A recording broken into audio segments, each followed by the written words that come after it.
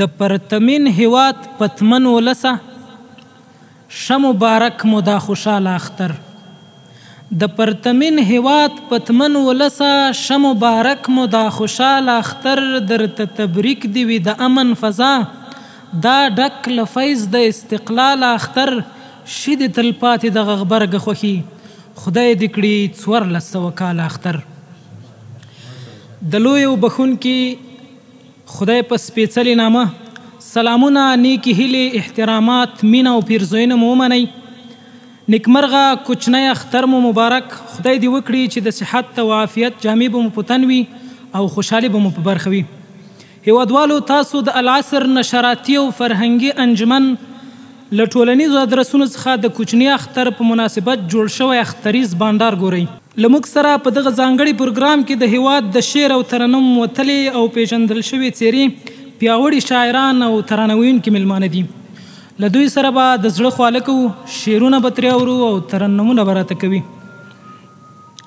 د مجلس د لا منورتیا او پیل لپاره له قاري عبدالله رحیمي صاحب څخه هیله کیږي چې د قرآن کریم د څو مبارکو آیاتونو په تلاوت سره زموږ مجلس ته ښکلا وروبخي. قاري صاحب عبدالله رحیمي. أعوذ بالله من الشيطان الرجيم. بسم الله الرحمن الرحيم.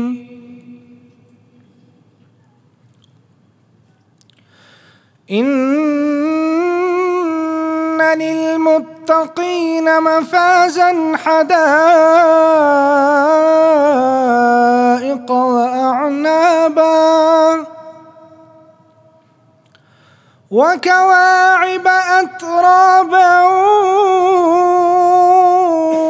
وكأسا دهاقا لا يسمعون فيها لغوا ولا كذابا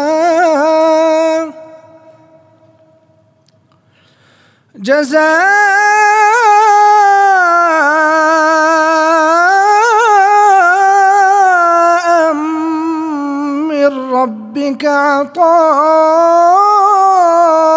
حسابا. رب السماوات والأرض وما بينهما الرحمن لا يملكون منه خطابا. يوم يقوم الروح والملائكة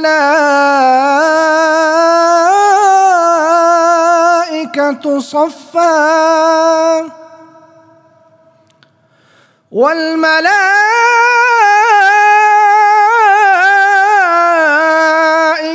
صفا لا يتكلمون إلا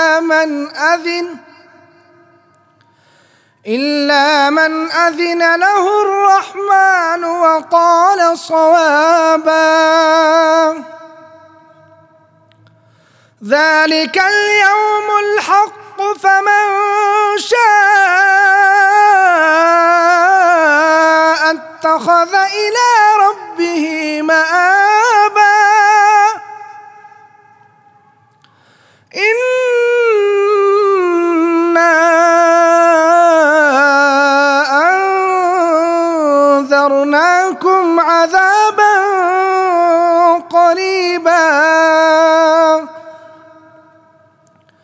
يوم ينظر المرء ما قدمت يداه ويقول الكافر يا ليتني كنت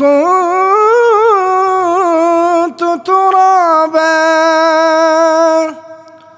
سبحان ربك رب العزة عما يصفون وسلام على المرسلين والحمد لله رب العالمين. جزاكم الله خيرا. له قاري صاحب عبدالله رحیمي څخه یوه دنیا مننه چې د قرآن کریم د څو مبارکو آیاتونو په تلاوت سره زموږ مجلس لا پر برکت او منور کړ.